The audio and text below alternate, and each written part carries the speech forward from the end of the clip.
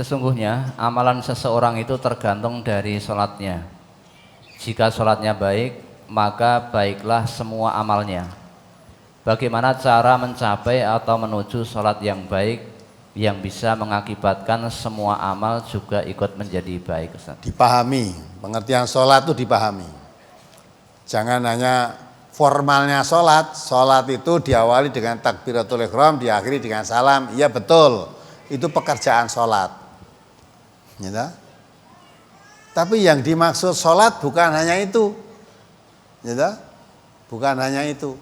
Fungsi sholat dalam kehidupan itu Allah mengatakan, gitu, inna sholata kanat alal mu'minina kitaban mauquta. Harus diperhatikan waktu-waktunya. Waktu-waktunya. Jadi bukan asal sholat saja. Ketentuan yang sudah ditentukan oleh Allah, waktunya diperhatikan. Sholat duhur jam sekian, sholat asar jam sekian, itu diperhatikan. Jangan mumpung longgar, tak sholat duhur setelah arep lunga walaupun belum waktunya, tidak boleh itu. Tidak sah. Maka sholat itu waktunya sudah ditetapkan oleh Allah. Di samping waktunya, fungsi kegunaannya. Allah mengatakan inna sholata tanha anil fahsya wal munkar. Jadi orang yang sholat itu berfungsi mencegah dari perbuatan keji dan mencegah perbuatan mungkar. Maka sholat yang baik dia tercegah.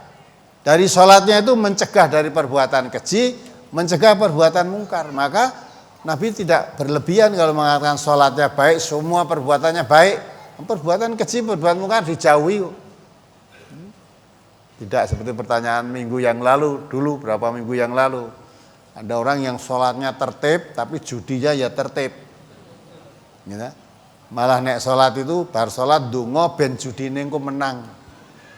Nah, itu namanya sholat hanya formalnya, tapi tidak, fungsi sholat tidak ada gunanya itu. Wong sholat itu mencegah perbuatan mungkar, lah kok sholat malah dungane judine gen menang. Padahal judi itu perbuatan setan. Nah, maka kalau orang yang sholatnya jejeg, tidak mau judi, tidak mau zina, tidak mau mabuk, tidak mau ngerentenkan uang, tidak mau berkata bohong, ya semua baik kan? Maka kalau sholatnya baik, mesti baik. Udah. Kalau sholatnya rusak, ya rusak semua amalnya. Walaupun sholat tapi korupsi, walaupun sholat tapi suka menipu, walaupun sholat tapi suka demeni bojone tanggane. Nah itu semua perbuatan. Lah sholatmu di mana? Nah jadi sholat hanya formalitasnya saja, tapi tidak berfungsi sholatnya itu. Ya ibaratnya puasa ini. Ya, puasa itu lapar dan haus. Tapi kalau tujuan puasa nggak tercapai, ya dapatnya hanya lapar dan haus saja. Yang puasa kok.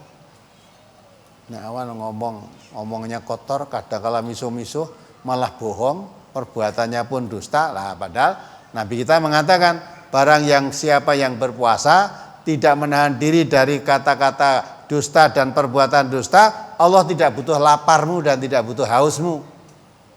Maka Nabi kita mengatakan berapa banyak orang puasa tetapi tidak mendapat nilai puasa, dapatnya hanya lapar dan haus. Juga begitu orang sholat, berapa banyak orang sholat tapi tidak berguna sholatnya, maka besok digiring ke neraka sakor. Ditanya, masalakakum fis sakor? Loh, apa yang menyebabkan kamu ke neraka sakor? Padahal kamu sholat. Nah sholat itu Nabi kita mengatakan as-sholatu miftahul jannah. Sholat itu bisa membuka surga. Lah kok kamu digiring ke neraka? Dia sendiri akhirnya menyadari lam nakum minal musholin. Saya tidak tergolong orang yang sholat, walaupun sholat tapi tidak tergolong karena sholatnya rusak tadi. Sholatnya ajak, maksiatnya ajak, berarti kan tidak berfungsi sholatnya. Tidak bisa membentengi perbuatan fahsya dan mungkar tadi. Maka sholat yang baik, di samping memperhatikan waktu, memperhatikan caranya sholat yang baik mengikuti cara yang dilakukan oleh Rasulullah. Bacaannya pun ya berusaha dipahami apa yang dibaca itu. Kemudian dirinya dijauhkan dari perbuatan fahsya dan mungkar. Insyaallah kalau begitu salat kita akan baik.